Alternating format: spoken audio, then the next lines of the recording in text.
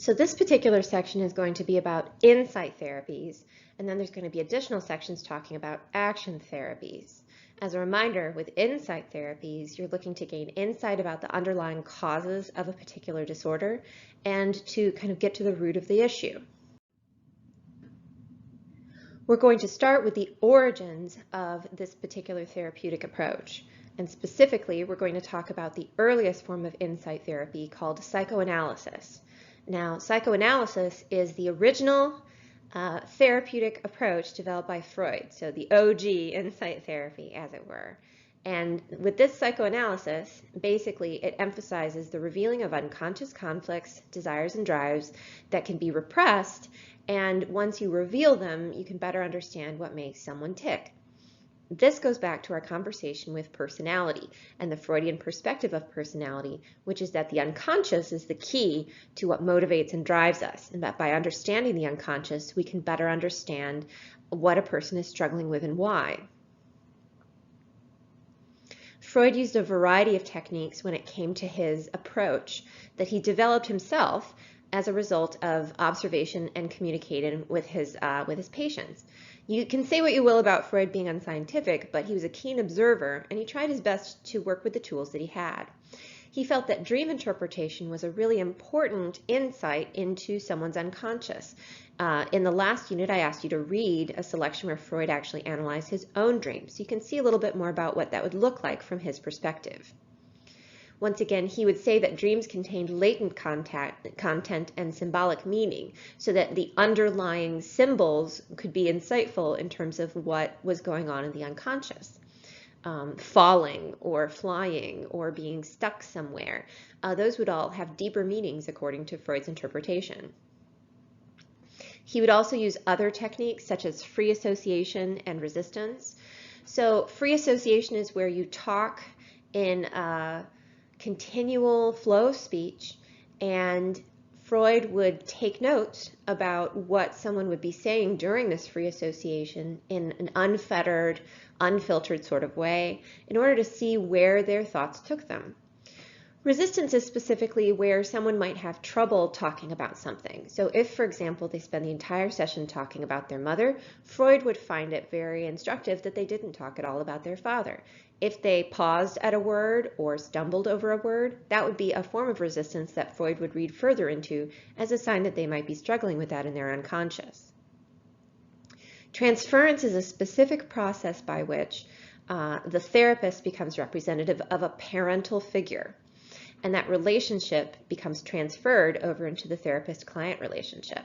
So that, for example, if the client had significant conflict with a parental figure, then the therapist would become representative of that, and they might become angry or frustrated toward the therapist. The therapist would see this as natural and as part of the process of transference. Likewise, the therapist's job would be to provide an appropriate parental figure that would be stable and provide an appropriate relationship. This is also one of the reasons why it's considered to be incredibly ethically terrible to have any sort of sexual relationship with one's clients, because that's an incredible violation of trust. And it's supposed to be a very stable relationship that one can build on, and that by building a strong relationship with the therapist, you basically can rewrite over the negative relationship that you might have had with your parent. One of the things that Freud stressed was the importance of early childhood experiences. If you'll remember from last chapter, or from chapter 13 rather, when we talked about personality, we talked about the psychosexual stages, and according to Freud, these different stages could be foundational, especially before the age of 4, in shaping how someone interacted with others and formed relationships as an adult, as well as with the challenges that we might have buried deep in our unconscious as a result of these early childhood experiences. Now, Freud was working in a bit of a vacuum, but a lot of his methods lacked scientific validity. Dream interpretation can be very subjective and not necessarily something that people can come to wide agreement on. And the whole notion of having to see into one's unconscious and extrapolate based on various subtle cues means that there's a lot that can be misinterpreted. In addition, when you're focusing on early childhood, the memories of early childhood can often be fairly fuzzy and easily replaced with false memories. So it can be a challenge to focus so much time, energy, and effort on early childhood, especially when people are high in suggestibility and might lead to false memory creation. Another distinct challenge, once again, is the inability to be disproven. Freud could say, here's my interpretation of this particular dream, and there would be no way to establish if he was correct or not, because the truth is buried deep in the subconscious and unconscious. Another criticism is Freud's overemphasis on sexual drive and the id as the underlying cause of all disorders. This is Freud's perspective, and it made a lot of people nervous. It was controversial. And in addition to that, it was overly simple. Not all disorders are caused by repressed sexual drives and desires. It's not all about sex, Freud. And so subsequent versions of this have toned down sexual drive as the underlying cause of disorders and as something that was extraordinarily important to Freud and has been less and less important in subsequent versions of this type of therapy. This type of therapeutic approach is notorious for being lengthy. Often people will be in this therapeutic session for years, and progress is very slow. And this was a source of frustration for many. Another source of frustration was the role of the therapist.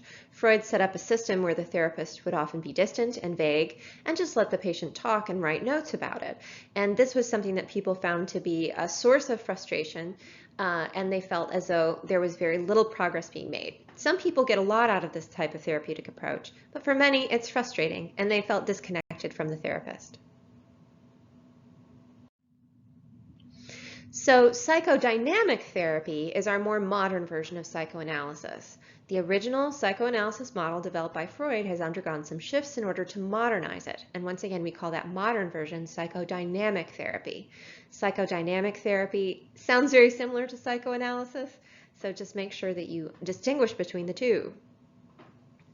So I've posted a video where a modern psychoanalyst talks about her practice and her therapy so that you can see a little bit more about some of the themes that are present in the therapeutic approach in the more modern version of psychoanalysis. So I would recommend that you check that out. Transference is still present in modern psychoanalysis, which is once again that focus on the therapy relationship and transference of the parental relationship to the therapist. There's still a focus on early relationships and long-term personality change. Instead of focusing on the id as vital, the newer form of psychoanalysis tends to more focus on the ego and sense of self. They've also created treatments that tend to focus on shortened time frames instead of being over the course of years, and the therapeutic approach has changed to be much more direct. This is going to introduce you to a concept that I'm going to bring back later, which is the therapeutic role, which can be direct or indirect. A directive approach or a direct therapeutic approach is where the therapist is actively giving interpretations of client statements in therapy and suggesting certain behavior or actions. So whenever the therapist says, next we're going to do this, that's a direct therapeutic approach. Whenever they say, here's what this could mean, that's a direct therapeutic approach. Another video I've linked you to is of a mock therapy session for psychoanalysis. So you can see what a therapy session might look like. And during the course of that, you should recognize some of the themes present in terms of those underlying Freudian theories, as well as the directive role of the therapist and how the therapist is exhibiting a direct therapeutic approach through, once again, directing the direction of the therapy and what's being talked about at any given time. The people who are most likely to benefit from psychodynamic therapy would be people who are good at communication and open to expression of thoughts and feelings. People who have a good emotional language. You have to be good at talking in order to benefit from insight therapy, and you have to be good at talking about yourself. This can make some people feel very uncomfortable sometimes, and some people have less self-insight and less of an emotional language. Sometimes this is a skill that must be developed and worked on, and people who don't have that much of an emotional language might find this sort of therapeutic approach to be deeply frustrating. That's not to say they shouldn't engage in it. In fact, it might be good for them to develop an emotional language. It's just that it's a little bit harder for them to get there sometimes. Usually, people who benefit from psychodynamic therapy are folks with personality disorders, dissociative disorders, or anxiety disorders. Anxiety and dissociative disorders were what Freud would call adjustment disorders. And once again, kind of reconciling the different personalities or reconciling where a long-standing tendency to behave in a certain way could have come from in the case of personality disorders is really well suited for this particular approach, especially because personality disorders and dissociative disorders in particular tend to stem a lot from trauma from early childhood. So addressing these sorts of things using this therapy actually fits fairly well. So now we're switching gears from a Freudian approach to a humanistic approach. So this is a different therapeutic focus with a different theoretical model.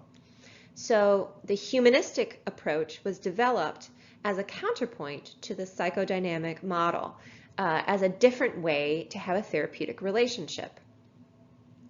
And the main type of humanistic therapy that we see is person-centered therapy. If you'll remember, the humanistic approach is one about achieving self-actualization and about free will, which is in opposition to the psychodynamic approach, which is a little bit more about the unconscious drives and desires. And the unconscious drives and desires are not necessarily something we have control over. So person-centered therapy is a humanistic approach that's a non-directive insight therapy. So we've talked about directive therapy, where the therapist is the one who's directing what is being talked about and how. This is non-directive, so it's a different therapeutic model where the role of the therapist is different. The client does most of the talking and the therapist listens.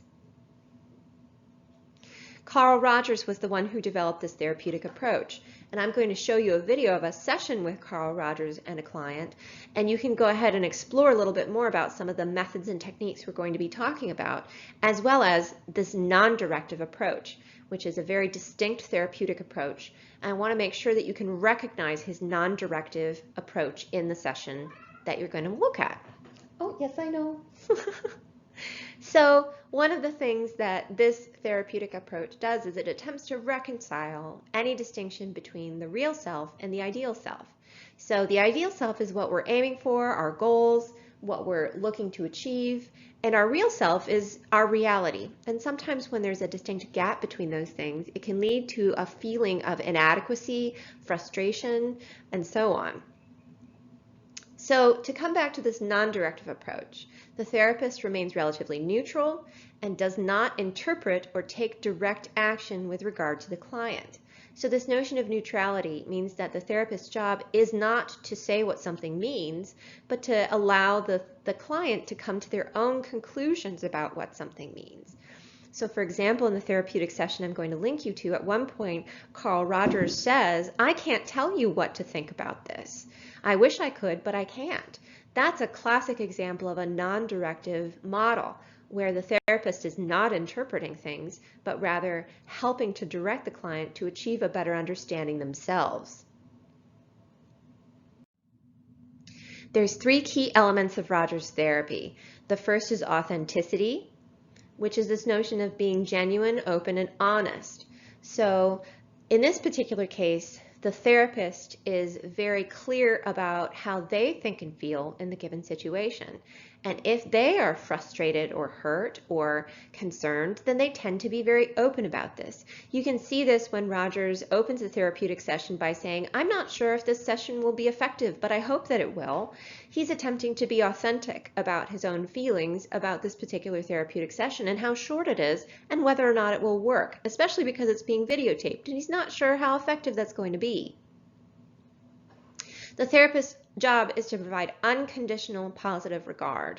What that means is that the therapist creates an environment full of warmth, respect, and acceptance that is unconditional, that will exist regardless of what the person says or what they might have done in their past.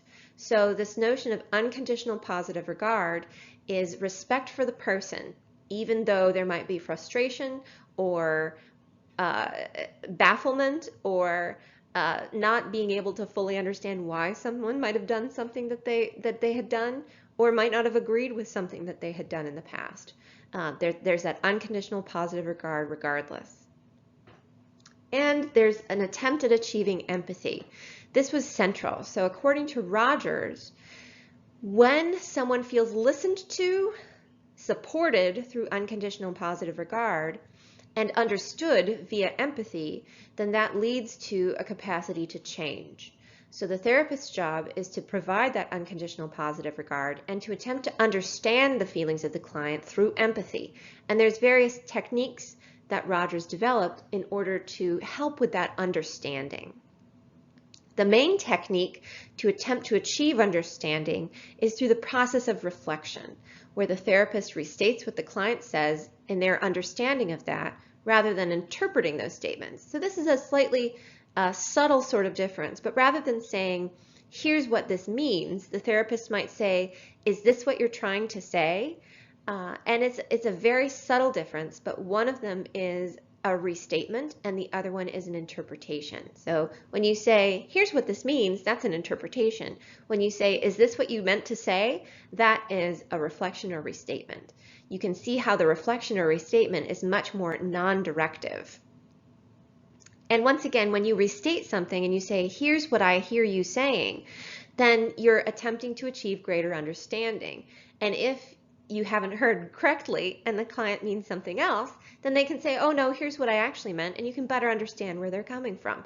And once again, once that understanding is achieved, the client will feel more capable of changing in a positive direction to achieve self-actualization. So once again, with all insight therapies, people who can communicate their thoughts and feelings and who are good at communication and who have a good language when it comes to their emotional intelligence tend to do well with insight therapies in general. People who have less of a language and who have challenges communicating are going to find this more frustrating, which is once again not to say they shouldn't do it, just that fair warning. People most benefit from this type of therapy if they suffer from depression or if they have relationship problems or problems at work. Sometimes people find the lack of directedness frustrating and they might desire more structure and guidance. So just having the therapist around to say, what do you want to talk about today, can be challenging. So for some folks, this type of therapy doesn't quite work for them, and they might have to use a more action-based therapy in order to feel like they have more structure and guidance, or a more directive therapeutic approach like you might find in the psychodynamic therapy model. Here's a direct comparison of psychodynamic and client-centered therapy so you can see a little bit more about the differences. So we think of psychodynamic therapy as having a directive approach where the therapist directs the therapeutic session with a focus on early childhood and the therapist as a parental figure. With client-centered therapy, it's distinctly non-directive. The therapist does not direct what goes on and does not interpret what the client says, but attempts through reflection to achieve better understanding. Rather than focusing on early childhood, the client-centered therapy focuses on the present and the future, and the therapist is a peer rather than a parental figure and provides a source of support. So here are a few other humanistic approaches that have different therapeutic models. The positive psychotherapy model is focused more on redirecting maladaptive thought and increasing happiness with the goal of achieving fullest potential and achieving a positive well-being. So people who suffer from depression, who go through positive psychotherapy, work with a therapist to reduce feelings of helplessness and to facilitate a sense of positive self-worth and feelings of gratitude as a way to help overcome some of the maladaptive thought patterns that can happen with depression. Gestalt therapy is more of a directive therapy approach where the discrepancy between actual and ideal self is more focused on. It's focused on reconciling the ideal and actual self to take a look at the whole picture. So Gestalt therapy is based on a German model of how we perceive the world and how we tend to integrate things into a whole. So in Gestalt therapy, for example, the therapist in a directive approach rather than a non-directive approach would set an empty chair next to you and have you talk to your ideal self as a way to reconcile the differences between reality and your ideal nature. With motivational interviewing, that's a positive humanistic approach. that focuses on increasing intrinsic motivation, so a drive to do things yourself rather than require external motivation, and to basically open people up to be open to change. So people who are struggling with addiction and with mood and anxiety disorders might find motivational interviewing to be a good potential therapeutic approach to increase desire to change and reduce fear of change.